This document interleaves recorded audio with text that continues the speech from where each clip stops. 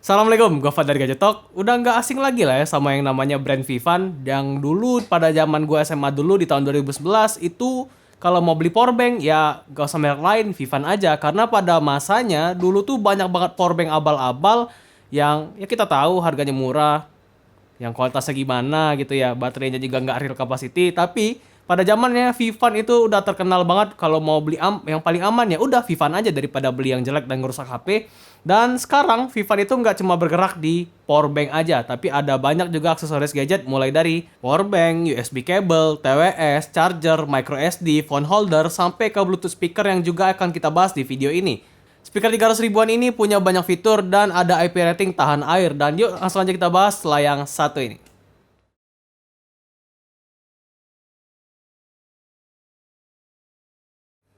Di kotak yang minimalis ini udah langsung kelihatan desain speakernya yang simple dan beberapa fitur andalan. Mulai dari ultra bass, Bluetooth 5.0 yang punya latensi yang lebih baik dan lebih hemat daya, suara yang kencang sampai 10 watt dan IPX7 waterproof.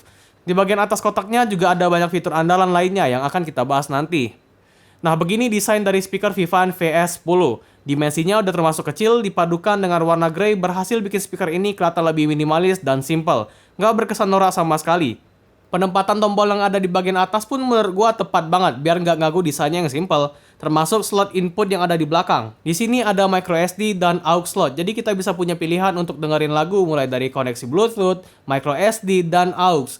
Terus surprisingly ada Type-C port loh. Padahal harganya murah kan 300 ribuan tapi udah pakai port Type-C. Jadi kita bisa pakai charger yang sama dengan HP kita yang ya zaman sekarang udah pada pakai port Type-C semua. Keluhan gua di segi desain sih cuma satu, penutup karetnya ini susah dibuka kalau kuku kita pendek, jadi butuh alat tambahan. Tapi sisi positifnya, dengan penutup karet yang rapat banget kayak gini, bisa melindungi si speaker kalau misalkan terkena air pas kita pakai di kamar mandi, berenang di Samudra Hindia, atau pas kita mudik ke Bikini Bottom. Ya, buat yang ngerti aja. Bodinya yang pakai bahan plastik pun juga nggak masalah karena masih berasa lumayan premium di tangan dan bikin bobot si speaker ini lebih ringan di 270 gram doang. Pas kita pegang pun gak gampang berminyak dan bagian atas bawahnya ini udah pakai bahan karet. Itu tuh favorit gua banget. Jadi pas kita taruh di meja dan digesek-gesekin di meja nih, gak bakal gores di meja dan speakernya. 10 watt stereo sound menurut gua nggak gimmick ya di speaker ini karena suara yang dihasilkan tuh gede banget di ukurannya. Dan udah kami tes di kondisi 70% aja itu udah cukup banget untuk nonton film ataupun dengerin musik. Dan kalau misalkan kita set ke 100%, gua yakin tetangga sebelah bakalan auto kesel. Coba tanya hatimu sekali lagi sebelum engkau benar-benar pergi.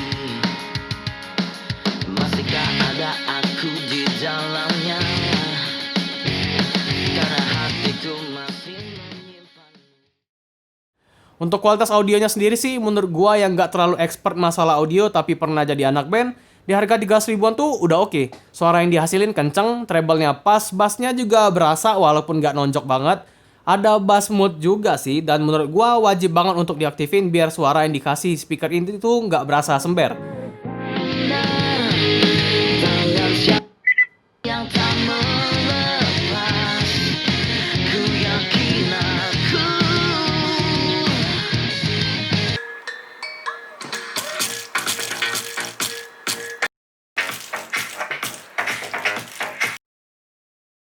Di harga 300 ribuan, gua nggak bisa nuntut lebih sih bassnya biar lebih berasa nonjok banget. Karena yang gua rasain, bassnya tuh udah pas, nggak lebay tapi kurang empuk aja.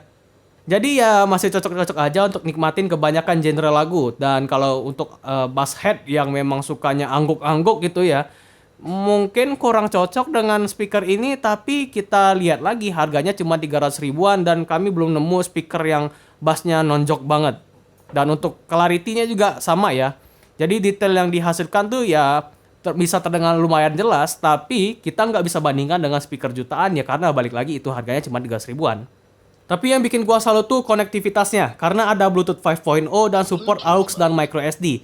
Tapi juga bisa dipakai untuk laptop, TV, PC, dan speakernya itu sendiri karena kita masukin aja micro SD yang udah ada lagunya dan udah kita bisa dengerin lagu tanpa pakai device lainnya.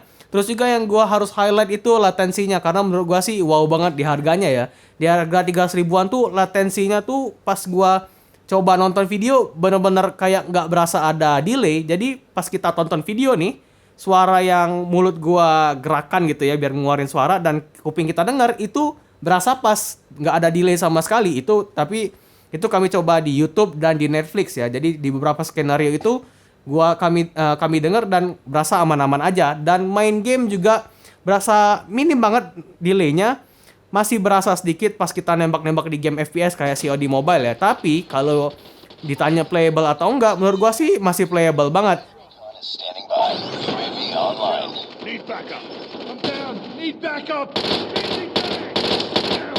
Need backup. Killer drone on standby.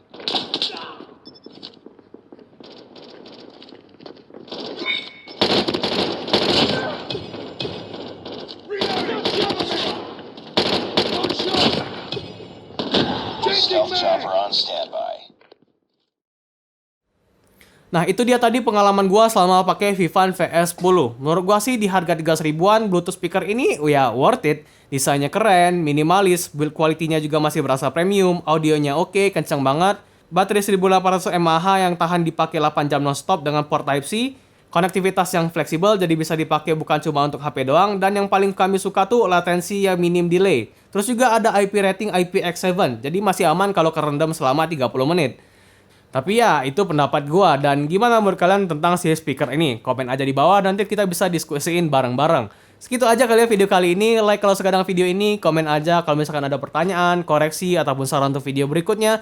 Jangan lupa untuk klik tombol subscribe dan tombol loncengnya, karena di channel ini ada banyak banget konten seputar teknologi yang kami suka-suka buat aja. Jadi di channel ini kami buat konten dengan yang kami suka-suka aja, dan nggak semua gadget yang kami bahas, karena yang kami bahas itu cuma yang menurut kami menarik aja. Dan jangan lupa kunjungi gadgettalk.tech juga, karena kami juga punya situs website yang jarang update, dan semoga nanti bisa jadi lebih update. Dan segitu aja, gue Farid, bye.